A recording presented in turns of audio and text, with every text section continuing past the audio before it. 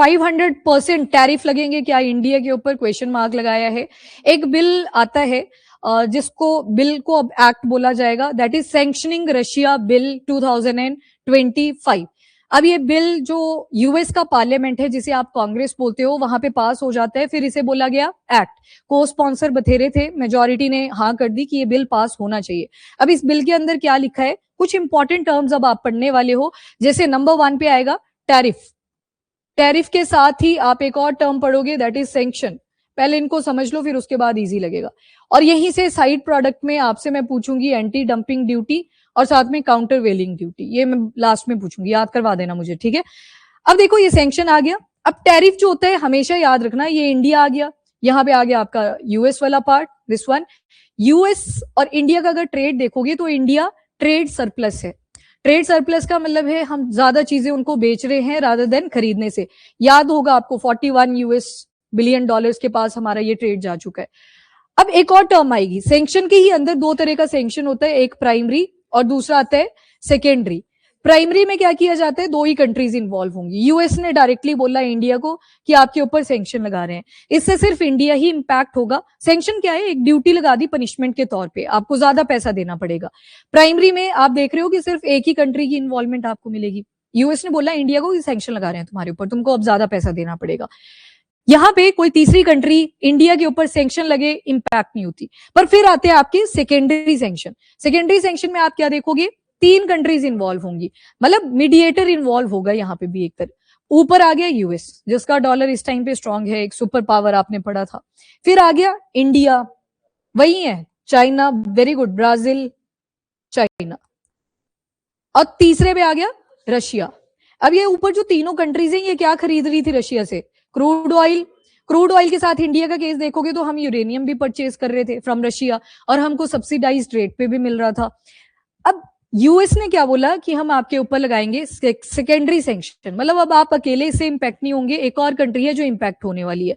आप इतनी ज्यादा परचेजिंग कर रहे हो इनसे, तो इनके पास क्या जाता जा रहा है, पैसा, और ये इस पैसे को कहां पे यूज कर रहे हैं, जो फाइट हो रही है अलॉन्ग विद द यूक्रेन। तो उसको रोकने के लिए आपके ऊपर क्या लगेगा, सेकेंडरी सैंक्शन। एक टर्म ये आगे आएगी। आफ्टर दैट टैरिफ, ये तो आ गया, चाहे आप इंपोर्ट कर रहे हो एक्सपोर्ट कर रहे हो, सारी चीजों के ऊपर। ये एक तरह से पेनल्टी आप देख रहे हो, पनिशमेंट आप देख रहे हो, जो यूएस देने की ट्राई कर रहा है दूसरी कंट्रीज को, ताकि वो तीसरी कंट्री से कोई परचेजिंग ना करे जो वॉर में उलझी हुई है। Then there comes tariff. Tariff जो है यहाँ पे की वर्ड आ जाता है इंपोर्टेड गुड्स। इंडिया बहुत सी चीजें बेचेगा यूएस को, तो यूएस के लिए वो हो जाएंगी इंपोर्टेड, हमने भेजी तो हो जाएगी एक्सपोर्ट। ई फॉर एक्सपोर्ट और ई से ही एग्जिट, याद रख लेना। तो हमने बेची और वो गई कहां पे, यूएस के पास, तो यहाँ पे जब आ गई तो इनके लिए क्या है, ये इंपोर्ट। अब यहाँ पे लगेगी एक duty, that is import duty, और उसी को क्या बोला जाता है, टैरिफ। टैरिफ लगता है हमेशा इंपोर्टेड गुड्स के ऊपर, मतलब जब यूएस ने इंडिया से इतना सारा सामान खरीदा तो उसके ऊपर अब एडिशनल टैक्स भी पे करना पड़ेगा।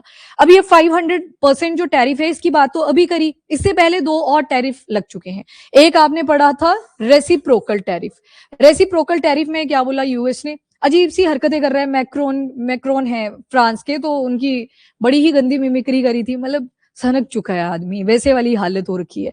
एनीवेज, उससे भी पहले आप जाओगे तो रेसिप्रोकल टैरिफ बड़े लाइमलाइट में थे। यूएस ने बोला कि इंडिया से एक तो मैं बहुत ज्यादा परचेजिंग करता हूँ, मतलब वो सारी चीजें हमें एक्सपोर्ट ही करते हैं, खरीदते हमसे बहुत कम है। अब हमारी रिक्वायरमेंट ही नहीं है, तुम इतनी महंगी कंट्री हो, हमने करना क्या है उतनी लग्जरियस आइटम्स का, तो नहीं खरीदते। तो उन्होंने बोला था हम क्या लगाएंगे, रेसिप्रोकल टैरिफ, कि इंडिया हमारे ऊपर लगाता है जब हम खरीदते हैं। मतलब अब इंडिया ने जो चीजें खरीदी हैं 41 यूएस बिलियन डॉलर, ये तो हम फायदे में है, लग्जरियस आइटम बड़ी सारी है, टेक्नोलॉजी बड़ी सारी है जो हम परचेज करते हैं फ्रॉम द यूएस। वेपन्स हो गए वो भी हम परचेज करते हैं, एयरक्राफ्ट हैं वो परचेज करते हैं। तो यहाँ पे जब हमने इंपोर्ट करा तो हम भी टैरिफ लगाते हैं। यूएस ने बोला तुम लगा रहे हो हम भी लगाएंगे, तो उसको बोल दिया रेसिप्रोकल। जब सामने वाला लगा रहा था टैरिफ आपके ऊपर, तो आपने भी लगा दिया उसके बदले में टैरिफ्स। एक आपने पढ़ा था पेनल्टी लिवाई, या इसको पेनल लिवाई भी बोलते हैं। ये 25% लगाई थी उस टाइम, और ये कितनी लगा दी थी, 25%। ये पनिशमेंट के तौर पे लगाई थी। क्यों लगाई थी, सेकेंडरी सैंक्शन, कि आप रशिया से बहुत सारा क्रूड ऑयल परचेज कर रहे थे। तो यहाँ पे हो गया टोटल 50%। फिर आती है ऊपर काउंटर वेलिंग ड्यूटी। काउंटर वेलिंग ड्यूटी लगाई जाती है कि आपने जब मैन्युफैक्चरिंग करी अपनी कंट्री के अंदर, तो अपने मैन्युफैक्चरर्स के लिए सब्सिडीज प्रोवाइड करी, उसकी वजह से उन्होंने बहुत ज्यादा प्रोडक्शन कर दी और हमें महंगी पड़ गई, तो इन्होंने एक और ड्यूटी लगाई। जब ये काउंटर वेलिंग ड्यूटी होगी, फिर टोटल जब देखोगे तो लगभग 59% के आसपास पहुंच गया था, जो टैरिफ अकेले इंडिया के ऊपर लग गए थे। अभी बोल नहीं रहा था कि मोदी कॉल्ड मी और मतलब बता रहा था ऐसे कि मेरे से बड़ी रिक्वेस्ट करी कि क्रूड ऑयल नहीं खरीदेंगे, कम कर देंगे, बस टैरिफ कटा दो। ऐसा कुछ भी नहीं हुआ है। वो पता नहीं कौन से सूखे नशे कर रहा है कि कुछ भी बोले जा रहा है, वही वाली सिचुएशन हो रखी है। तो ये टैरिफ आ गया। काउंटर वेलिंग ड्यूटी में कीवर्ड इज सब्सिडी। जब हम अपने डोमेस्टिक मैन्युफैक्चरर्स को प्रोवाइड करते हैं ताकि वो ज्यादा मैन्युफैक्चरिंग कर सके, एक्सपोर्ट भी बूस्ट हो जाता है इससे। अभी जो बात करी गई है वो 500% टैरिफ्स की बात करी गई है। ना सिर्फ अकेला लिखा गया है सैंक्शनिंग रशिया एक्ट 2025, पर आगे लिखा है कि इसमें सिर्फ रशिया नहीं आएगा, जो उसको सपोर्ट भी कर रहे हैं इनडायरेक्टली कुछ परचेज कर करके उनके ऊपर भी लगेगा, जिसमें से 3 नाम और हाईलाइट हुए, that is India, China and Brazil. थोड़ा सा लग गया आइडिया कि क्या करेंगे इस आर्टिकल के अंदर। अब रीड करोगे तो आपको और अंडरस्टैंडिंग बनेगी। अब सोचो 500% टैरिफ, जब इतने सारा प्राइस आपको, आपने चीजें बेची कि पैसा आएगा, अब वो बहुत ज्यादा महंगी आगे आपको बेचनी जब पड़ेगी तो इससे तो अपनी कंट्री का लॉस होएगा दोबारा से। 500% टैरिफ्स हैं ये, 500, 500, दो फिगर, 2 जीरोस की फिगर आपको दिखाई दे रही है। अब 2-3 चीजें आएंगी। नंबर 1 इज ये बिल क्या था, जो बिल नहीं बचा, एक्ट बन चुका है। सेनेट और हाउस ऑफ रिप्रेजेंटेटिव दोनों ने ही इसको पास ऑन कर दिया, तो एक्ट बन जाता है। और इंडिया के ऊपर क्या क्या इंपैक्ट्स रहेंगे तो अगेन इंपॉर्टेंट है। और आने वाला जो भी आपका मेंस का पेपर रहेगा, एक आपका इन्फ्लेशन तो हर बार का क्वेश्चन होता ही है जिसकी चांसेस रहते हैं, प्लस टैरिफ हो गया आपका। ये एंटी डंपिंग ड्यूटी क्या होती है? हाँ, जब क्या किया आपने, अपने डोमेस्टिक मैन्युफैक्चर सस्ते में बना रहे थे, आपने प्राइस कंपेयर करे दोनों कंट्रीज के। मान लो इंडिया है, इंडिया में वो बन रही थी प्रोडक्ट $10 की, और एक तरफ चाइना है, इसने बोला कि मैं क्या करूंगा, ये 10 में बेच रहे हैं, मैं चलो $6 के अंदर बेच दूंगा। डंप करना शुरू कर दिया, और इससे वो जो डोमेस्टिक मार्केट होती है वो सारी सफर करती है। दैट इज, फिर इसके ऊपर जो इम्पोज करी जाती है उसे बोल देते हैं एंटी डंपिंग ड्यूटी, और प्रोसेस को क्या बोलते हैं, डंपिंग प्रोसेस। ठीक है, अब देख लेते हैं इसको। तो यूएस ने क्या किया, एक बिल लाया, that is US sanctioning Russia bill 2025। Senate, जैसे हमारे लोकसभा राज्यसभा है, उनका आ जाता है सेनेट, और हाउस ऑफ रिप्रेजेंटेटिव दोनों ने पास करा, ये एक्ट बन जाता है। और इन्होंने बोला कि इसके अंदर हमने प्रोसीजरल हर्डल्स के बारे में पूरा मेंशन करा है, कैसे ये 500% टैरिफ लगाए जाएंगे रशिया के ऊपर।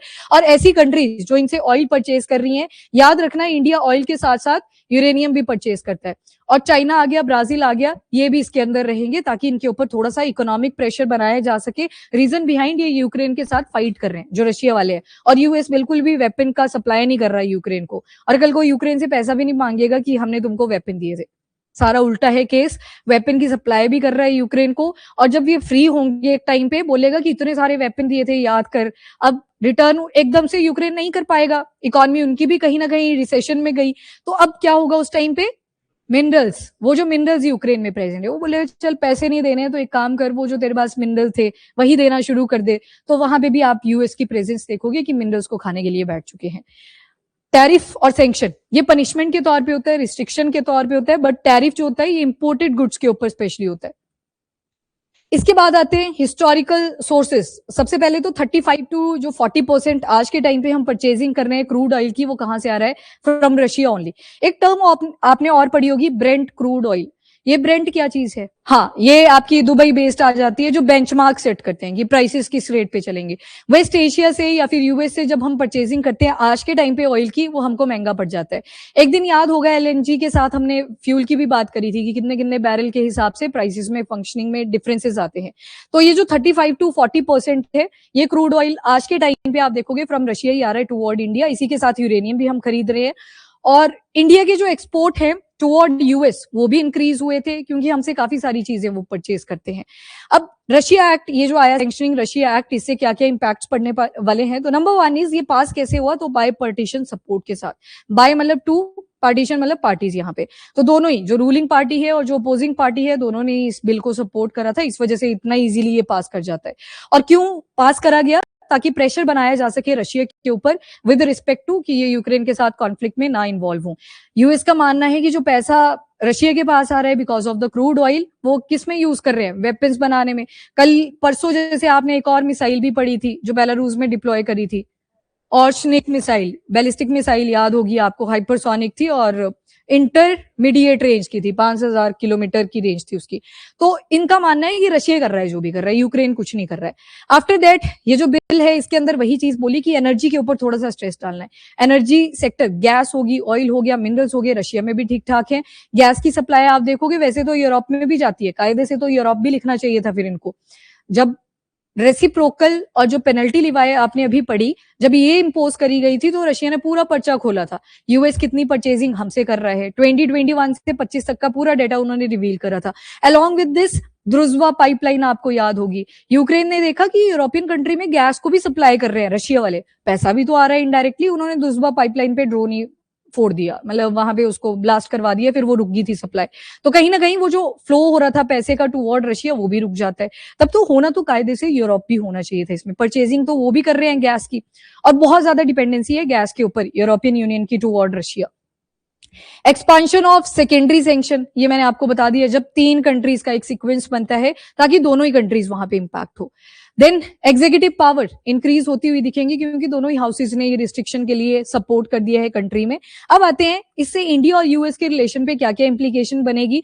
तो number 1 is largest export destination जो इंडिया के लिए है वो यूएस ही है। 41 यूएस बिलियन डॉलर के हम सरप्लस में चल रहे हैं, हमें जो फायदा देती है चीज।